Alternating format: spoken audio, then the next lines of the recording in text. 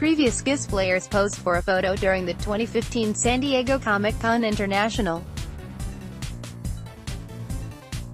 File photo by Kevin Sullivan, Orange County Register, SCNG. Ivy Doomkati is a professional cosplayer who travels the world portraying several different characters. Courtesy freemanphotography.com. Sound. The gallery will resume in seconds. The floor was filled with vendors, exhibits, and fans at the Comic-Con Revolution in 2017. Photo courtesy of Comic-Con Revolution. Cosplayers, including this woman dressed as Dark Helmet from Spaceballs, were everywhere during the first day of Comic-Con 2016 at the San Diego Convention Center on Thursday. Day 1 of the 2016 Comic-Con at the San Diego Convention Center. Staff photo by Kevin Sullivan, Orange County Register, SCNG. Fans came dressed as Austin Powers during Day 2 of the 2016 Comic-Con at the San Diego Convention Center on Friday. File photo by Kevin Sullivan. Cosplayers pose for a photo during the 2015 San Diego Comic-Con International. File photo by Kevin Sullivan, Orange County Register, SCNG. Next show caption: one of 5 cosplayers posed for a photo during the 2015 San Diego Comic-Con International. File photo by Kevin Sullivan, Orange County Register, SCNG. Expand. Ivy Doomkati is a professional cosplayer, which means she spends a lot of time wearing costumes in public. As a cosplayer, someone who dresses up as fictional characters, she portrays pop culture figures from her classic take on Wonder Woman to an Ewok Playboy bunny mashup, from an elaborate Bowser of the Super Mario Bros. Universe to a Jessica Rabbit pin-up model. Start your day with the news you need from the Bay Area and beyond. Sign up for our new Morning Report weekday newsletter. And in general, it's been an amazing, fun, confidence-building run. Doomkati, whose given name is Ivy Turner, says, from 2012 when she made her nervous cosplay debut as a Star Trek red shirt at San Diego Comic-Con to a career today that takes her around the world for appearances and signings and panels at comic book conventions. Ad choice advertising and red invented by teens, except, that is, for those unfortunate moments that all too many cosplayers experience of sexual harassment and inappropriate behavior, the kind of pervasive conduct that launched such hashtag-propelled movements as "I've had incidents where people have grabbed my butt or women have grabbed my boob like it's no big deal," Doomkati says. As it happens, you're shocked, your brain is still trying to process what happened. And by the time you realize what happened, that person is gone. I freeze, but I'm always surrounded by friends who catch that very quickly and say something to them, she says. And if it gets really serious, that person gets reported and gets ejected. That's the best outcome, the community policing itself, and if necessary, getting security to kick offenders out of the convention. And while more and more conventions are taking strong, proactive steps to ensure the safety of cosplayers and all attendees, there's still room to improve. I think that definitely there's been a change in con culture, says Kate Gardner, an assistant editor based in Los Angeles for the Mary Sue, an online site that covers pop culture from a feminist perspective. I think the outright sexual harassment, a lot of cons are stepping up, and as a result, there's some action being taken. But we're still far away from where it's going to be perfect, which is why we need to continue to bring it to the forefront, she says. Conventions for fans of pop culture have long been central to the world of cosplay, giving fans of any slice of the geek and nerd universe a chance to dress up as characters from movies and television, manga and anime, video games, and anything else a fun and fertile imagination might dream up. But for years there's been a dark side to what should be only happiness and light. Countless women, and some men too, have stories of being grabbed and groped, photographs taken up skirts or down cleavage, and crude, inappropriate comments of all kinds. So prevalent has this become over time that the phrase, "creeping at a con," was coined to describe it. About 5 years ago, though, things started to change. The slogan, "Cosplay is not consent," started to spread, and groups such as Geeks for Consent formed to push for stronger policies to protect convention goers. Rochelle Keehan, one of the founders of Geeks for Consent, says it grew out of an anti-street harassment program she and the other founders launched in Philadelphia, where the Irvine native was working as a prosecutor specializing in gender-based violence at the time.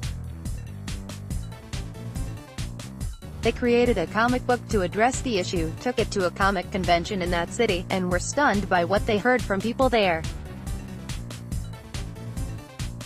The stories that we were hearing from the cosplayers were so graphically sexual. Keehan says, "It was just so much more intense and scary. The people who were doing the harassment were sexualizing the character the person was cosplaying, and then forgetting that that person playing the character was also a human," she says. In 2014, Geeks for Consent decided to push for stronger protective measures at San Diego Comic-Con and New York Comic-Con, two of the biggest in the world. They were the unfortunate recipient of the first wave of public awareness. Keehan says of the San Diego event, "A petition was launched asking San Diego Comic-Con to strengthen its code of conduct policy, increase anti-harassment signage and information, and train volunteers to handle complaints, which the convention operators declined to do. Luckily, the geek community is sort of social justice activist anyway, and they didn't accept that," she says.